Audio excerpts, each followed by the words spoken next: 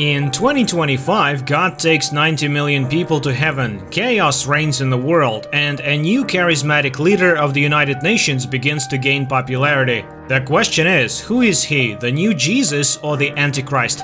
For a long time, everyone said that disappearances happened suddenly, but there were plenty of warnings. Although politicians at the highest level categorically deny God's involvement in the disappearances, and others refuse to remember what was written in the Bible. There are various versions, from aliens to natural phenomena. During this time, Jonathan Stonegal decides to buy the largest information system, Eden, and build a temple for a new religion. Despite the fact that people stop believing in the government, crime rates increase and the number of suicides rise. One of those who lost their family is pilot Rayford Steele. His wife Irene had been trying to lead her husband to God for years and even brought him to services at the Church of the New Times. But her husband, though not arguing, was in no hurry to become a follower. Everything changed when part of the passengers disappeared from his plane in the middle of a flight at an altitude of 9 kilometers. He immediately understood what had happened thanks to Irene's warnings. Now Ray missed his wife and son, who also disappeared, and wanted to believe in the rapture.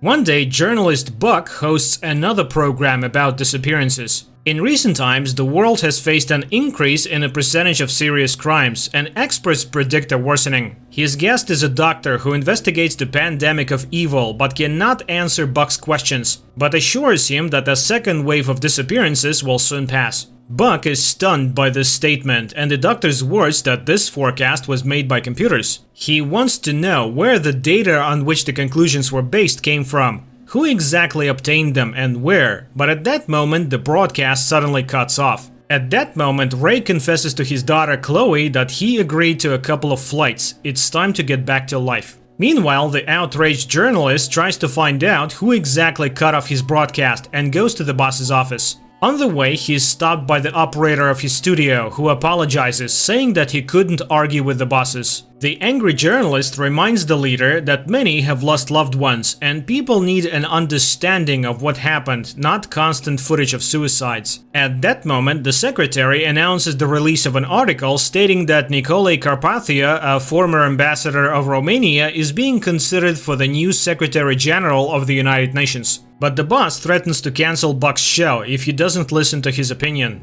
Buck leaves in anger. Meanwhile, Buck watches a speech by an official who calls on all governments of the world to unite and create a single world state, and then calls his friend Dirk. Dirk suggests meeting to discuss the matter in person. During their meeting, Dirk tells Buck about one of the analytical firms that has taken over the market and is passing unverified data to the United Nations. In other words, they can say whatever they want, backing it up with fake survey reports. But in reality, they don't have actual data on the number and names of the missing people. This means that they are creating this crisis themselves. After this, Dirk demonstrates a clear diagram that shows that only a few corporations control the world. 15 TV channels, 120 radio stations, 300 newspapers, and even pharmaceutical companies. And among them is the name of Buck's boss. The journalist objects, saying that a family of well-known businessmen runs the TV station. Then Dirk asks, has anyone seen this family? Stonegal owns the companies and has been promoting the idea of a global reset for years. During the disappearance, Buck was on a plane where he met an amazing girl, and he shows his photo with Chloe. Meanwhile, Chloe wonders if things could have been different if her mother had never read the Bible. She goes to meet Buck, who tells her about Dirk's discovery and confesses that he doesn't want to be involved. He is bothered by people's trust because he thought he was telling the truth, but it turns out that he's just being manipulated. At that moment, everyone's phones receive a message about the beginning of the second wave of disappearances, and Buck rushes to the studio, where he tries to find at least one witness who has seen someone disappear during the show again. His guests refer to various sources, but there is still no exact confirmation. And then Buck puts forward his theory: it's the new technology. Not long ago, people would open their mouths in awe while watching gadgets in the hands of the heroes in Star Wars, but now everyone has one in their pocket. High-end technology is like magic. At this time, news comes of a UN conference where Stonegal calls for a united effort against a new threat because the Great World Reset has begun. Many countries will go bankrupt and some will live in poverty. Therefore, the United Nations approves the introduction of a unified payment system, Eden, invented by scientist Rosenzweig, which he freely gives to the use of a unified government. Buck goes live and begins to ask questions, to which Stoneagle admits that the first thing that needs to be done is to establish peace in the Middle East. Later, Buck tells to his boss, pointing out that the Doctor is collaborating with those who call for the unified government, promising worldwide prosperity, but also scaring people with catastrophes. But Buck still hasn't found anyone who can confirm the reality of the disappearance of people. 90% of the data came from Stoneagle's firm, so they benefit from intimidation, after which they declare the takeover of the World Bank. The boss forbids Buck from sharing his conclusions with the viewers. Meanwhile, Ray finds a Bible in Irene's phone, but strangely, the search engine does not display any chapters mentioning ascension or disappearance. The church's account is blocked, and the pastor's number is not in the contacts. The man goes to the church building and discovers locked doors and broken windows. Armed with a golf club, Ray enters the church from the back and finds the pastor. At this time, Chloe is attacked by a hooligan. She manages to fend off her purse, but her hand is injured. While gathering her things, Chloe finds a church pamphlet where Ray is currently helping the pastor who was attacked by hooligans. The pastor believes that the disappearance is the rapture and Ray's wife and son are okay. The pastor asks to be left behind to finish his work. Chloe asks for help from a friend who is a doctor, and the woman takes her to the office where she treats the cut. Then she introduces her to her patient who is preparing to pass away. Meanwhile, Ray tries to scientifically explain the phenomenon of the rapture. The pastor points out his mistake. The Bible speaks of a 7-year period of the world between Israel and its enemies. And on that day, the name of the Antichrist will be revealed, the false Christ who will come to deceive humanity. The pastor admits that he said all of this but never fully believed it, so he is a false teacher, which is also predicted by the Bible. But now they both believe in what happened. In the meantime, the doctor and her patient try to convince Chloe to believe in the reality of what is happening, as her mother believed with all her heart. But Chloe wonders why, if they believed in everything, they were left behind and not raptured. Ray continues to listen to the sermon, in which the priest reminds of Paul's message to the Corinthians, where he warned of the ascension. And he begs to give up selfishness, as it is not too late to believe in the Bible and the Lord. The pastor joins the man, who is perhaps praying consciously for the first time. Meanwhile, Dirk is attempting to hack into the main server of Eden. However, there is no password, and he is unsuccessful thus far. Suddenly, he receives a message on his phone from an unknown person who is aware of his attempts and sends him the password. Dirk gains access to the system. At the same time, Ray's former colleague visits him, hoping to continue their recently started romance. She has left the company and will be working for the United Nations and is willing to put in a good word for Ray. However, he declines the offer and apologizes for his behavior. He is certain of his salvation and has accepted Jesus. The woman leaves, unwilling to listen to his words about God.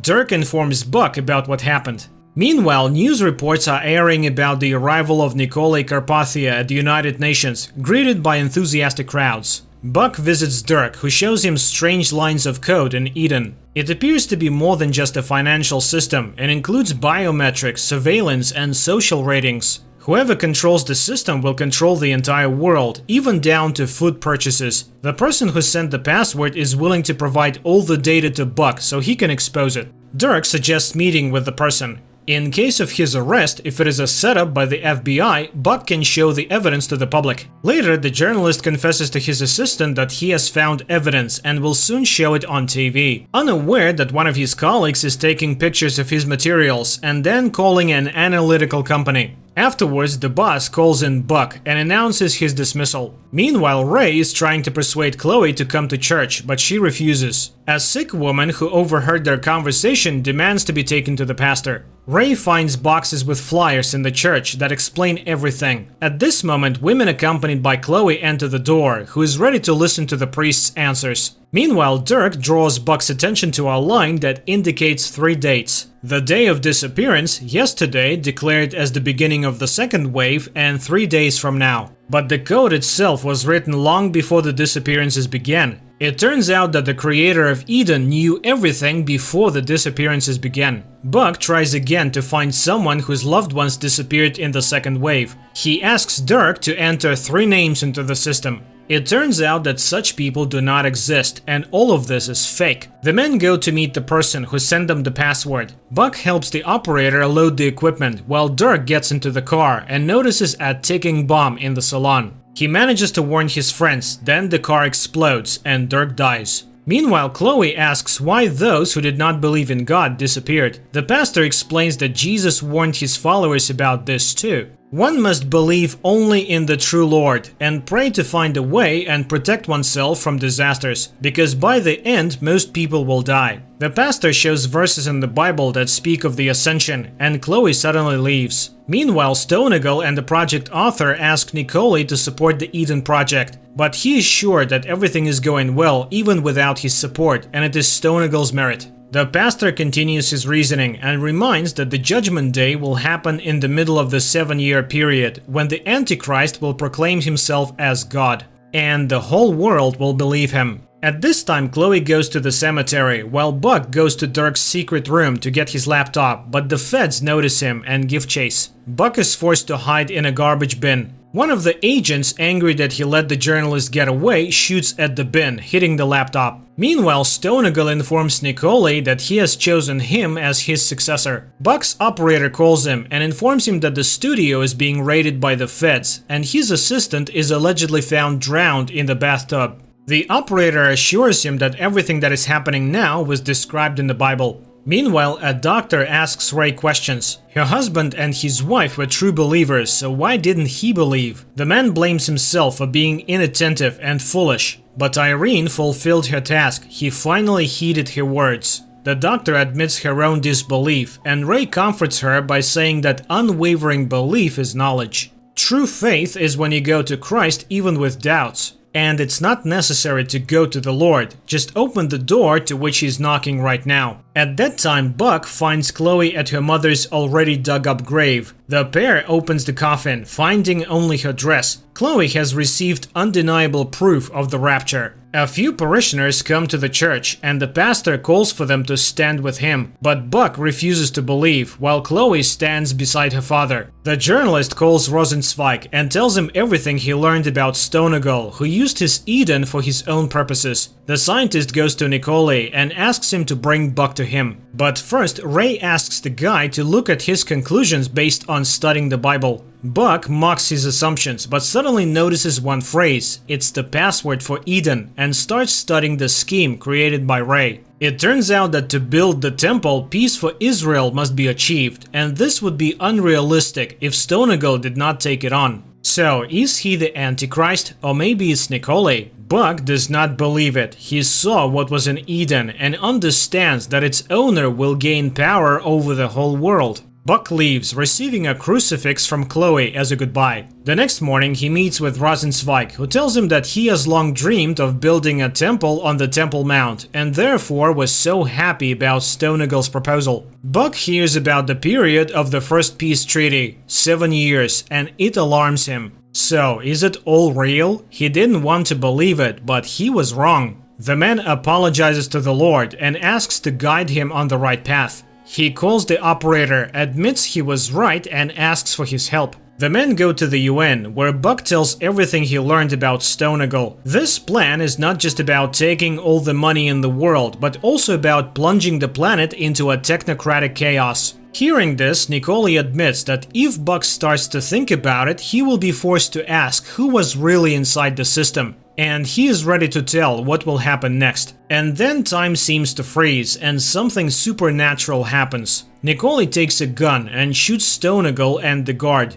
The others watch the execution calmly, and Nicole declares that he is forced to take the reins of power for himself. Only after that do the people seem to come to life and pretend to be shaken by the tragedy. Buck asks questions, but everyone gives the same answer. How could anyone attack Nicole? The journalist asks for help from his cameraman, and he gets in the car and starts broadcasting from a completely different location, with Buck reporting. Nicole starts his press conference, but suddenly the screen turns on and Buck starts telling the real story, refuting the UN Secretary General's words about unexpected disappearances and the fact that the rapture is a lie. They start looking for Buck, but they only find his phone after he has already shown the world the politician's lies. The journalist